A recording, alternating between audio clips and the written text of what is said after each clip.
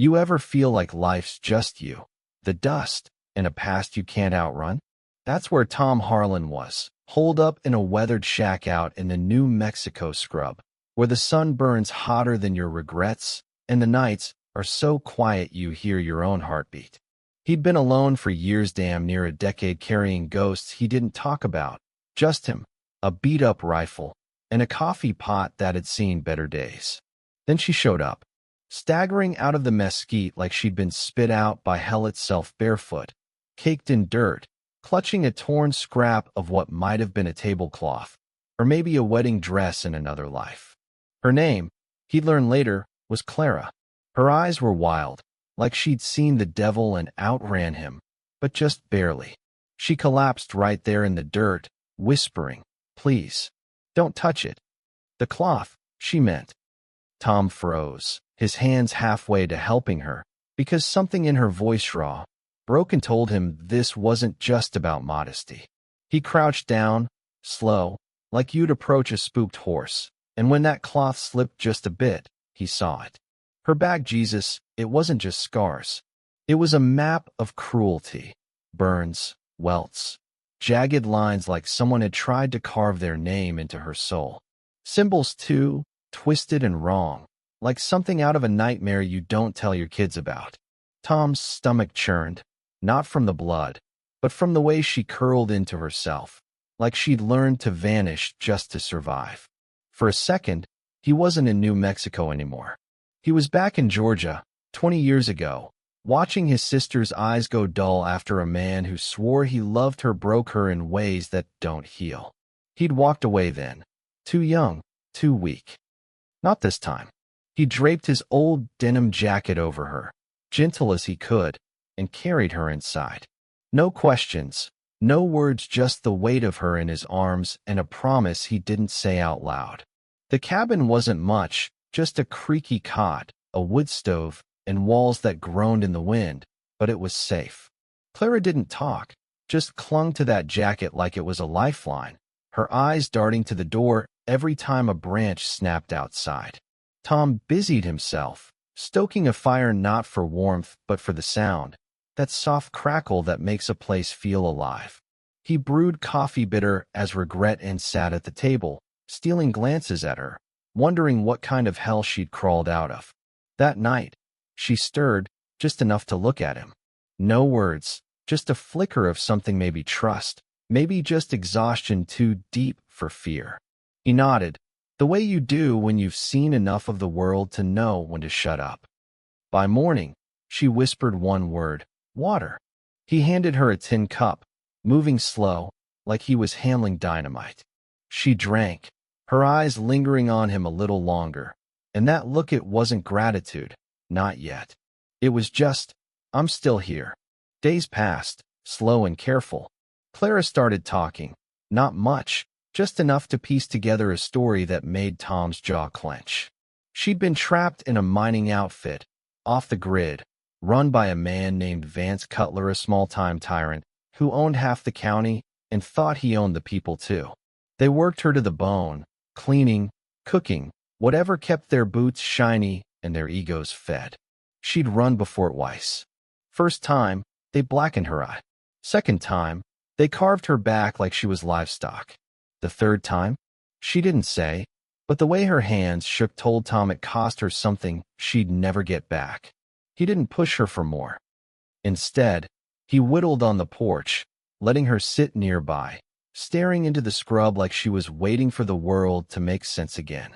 Then one afternoon, she spoke, soft, like she was afraid the wind would carry it to the wrong ears. They used to laugh when they made me scrub their boots. Said it was my place. Tom kept carving, but his knuckles went white. He nodded, slow, and said, ain't no one's place to be owned. Then it came the sound of hooves, fast and heavy, tearing up the ridge. Tom grabbed his rifle, motioned Clara inside. She moved quick, like she'd been waiting for this moment her whole life. The rider wasn't some drifter. It was Vance himself, all swagger in a tailored vest, his mustache slick with pomade and malice. He leaned forward in the saddle, smirking. Lila Jean, you come out now? and I might not drag you back by your hair. Tom stepped off the porch, rifle loose in his hands. Her name's Clara, and she ain't yours to call. Vance laughed, sharp and mean. You're just an old dog barking at a storm, Harlan. Step aside, or I'll bury you where you stand. Tom cocked the rifle, not aiming, just letting the sound speak for him. This is my land, Cutler. You're trespassing. Vance spat into the dirt, his eyes promising blood, and rode off.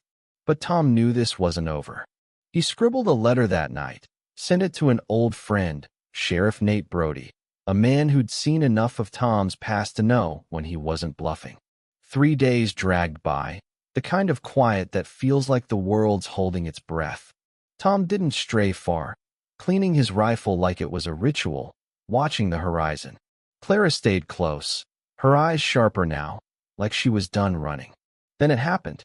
Late afternoon, the air went dead, no birds, no breeze, just the thunder of hooves and dust clouding the ridge. 3 riders, Vance at the lead, his face twisted with the kind of rage that comes from being told no. Harlan, he bellowed. You're done. Hand her over, or we burn this place to ash. Tom stood in the doorway, Clara behind him, her breath shallow but steady. He raised his rifle. You take 1 step closer, Cutler, and you'll be spitting teeth. The second rider, a wiry guy with a scar across his cheek, reached for his pistol. Tom didn't hesitate, fired a shot that tore through the man's thigh. He hit the ground, howling, blood soaking the dirt. The others froze, hands twitching, but no one drew. Then a voice cut through, calm as a Sunday morning. I'd rethink that move, boys. Nate Brody stepped out of the scrub, badge glinting, his old Winchester slung low. This is my county, and that woman's under my protection. Vance's face went red, but he didn't argue, not with Nate's rifle and Tom's resolve staring him down. They dragged their wounded man onto a horse and rode off, slower this time. But Tom knew Vance wasn't the kind to let a grudge die. That night, over coffee, Nate grinned. Your letter smelled like trouble, Tom. Figured I'd better show up. Clara didn't say much, but she didn't flinch at the creak of the floorboards anymore. Days turned into weeks, and something shifted. The cabin wasn't just a hideout, it was a home. Clara started stacking firewood, even smiled once when Tom burned the stew. He caught himself sweeping the porch, whistling tunes he hadn't thought of in years. One night, over a pot of chili, she looked up and said, You ever think some people don't save you, they just give you room to save yourself? Tom nodded, his throat tight, because damn if she wasn't right. But here's the thing, Vance is still out there, and men like him don't forget. Clara's healing, but she's still looking over her shoulder. And Tom, he's wondering if he's her protector or just a man borrowing time before the next fight. So I'm asking you, who are you in this story? The one who runs, the one who stands, or the one who rides off to lick their wounds and plot revenge? Drop a comment. Tell me what you'd do if you were Tom, or Clara, or hell, even Vance. Like this if it hit you, share it if it made you think, and subscribe if you want more stories that don't just end, they burn into you. Because out here, the fight's never over. It's just waiting for the next rider on the ridge.